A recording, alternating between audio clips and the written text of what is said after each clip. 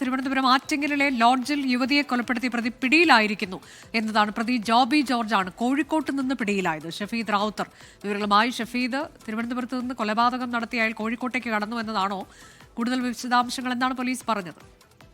അനുജ, ചൊവ്വാഴ്ച അർദ്ധരാത്രിയോടുകൂടിയാണ് ഈ തിരുവനന്തപുരം ആറ്റിങ്ങൽ മൂന്നുമുക്കിൽ പ്രവർത്തിക്കുന്ന ഗ്രീൻ ലൈൻ എന്ന് പറയപ്പെടുന്ന ലോഡ്ജിൽ ഈ കൊലപാതകം നടക്കുന്നത്. അതായത് ഈ കോഴിക്കോട് വടകര സ്വദേശിയായിട്ടുള്ള ആസ്മിനെയായിരുന്നു കൊല്ലപ്പെട്ടത്. ആസ്മിനെയെ ചൊവ്വാഴ്ച വൈകിട്ട് ഈ ലോഡ്ജിലെ ജീവനക്കാരൻ തന്നെയായിരുന്ന ജോബി ജോർജ് ഭാര്യ എന്ന് പരിചയപ്പെടുത്തിയാണ് ലോഡ്ജിലെത്തുകയും അവിടെ മുറിയെടുക്കുകയും ചെയ്തിരുന്നത്. അതിനുശേഷം ഇവർ തമ്മിൽ എന്തോ വഴക്കുണ്ടാവുകയും തുടർന്നുണ്ടായ കൊലപാതകം ആണ് എന്നുള്ളതാണ് പോലീസിന്റെ സംശയം. ഇക്കാര്യത്തിൽ ഇവരെ കൊലപ്പെടുത്തിയത് ക്രൂരമായിട്ടാണെന്ന് പോലീസ് സ്ഥിരീകരിച്ചിരുന്നു. പ്രത്യേകിച്ച് മദ്യകുപ്പി പൊട്ടിച്ച് അത് വെച്ച് ശരീരത്തിൽ ആസകലം കുത്തിയായിരുന്നു ഇവരെ കൊലപ്പെടുത്തിയത്.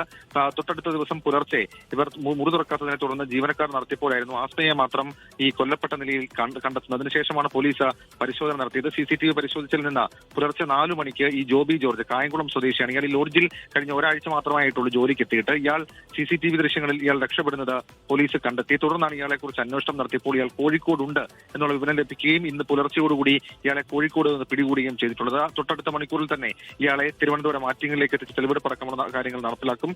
ഇക്കാര്യത്തിൽ പോലീസിന് ചില സംശയങ്ങൾ കൂടിയുണ്ട്. കാരണം ഇയാൾ ഒറ്റയ്ക്ക് നടത്തിയ കൊലപാതകമാണോ അതോ മറ്റാരെങ്കിലും അവിടെ ഉണ്ടായിരുന്നോ എന്നൊക്കെയുള്ള കാര്യങ്ങൾ ചില സംശയങ്ങളുണ്ട്. ആ കാര്യത്തിൽ പോലീസിന്റെ അന്വേഷണം തുടരുകയാണ്. അനുജ, ശരി. ഷഫീദ് റാവുത്തറാണ് വിവരങ്ങൾ നൽകിയത്. ലോകത്തെവിടെയായാലും ഏത് സമയത്തും 24 വാർത്തകളും ഓഗ്മെന്റഡ് റിയാലിറ്റി പാക്കേജുകളും എക്സ്പ്ലെയിനറുകളും വിശദമായി കാണാൻ ഞങ്ങളുടെ യൂട്യൂബ് ചാനൽ നിങ്ങൾക്ക് സബ്സ്ക്രൈബ് ചെയ്യാം.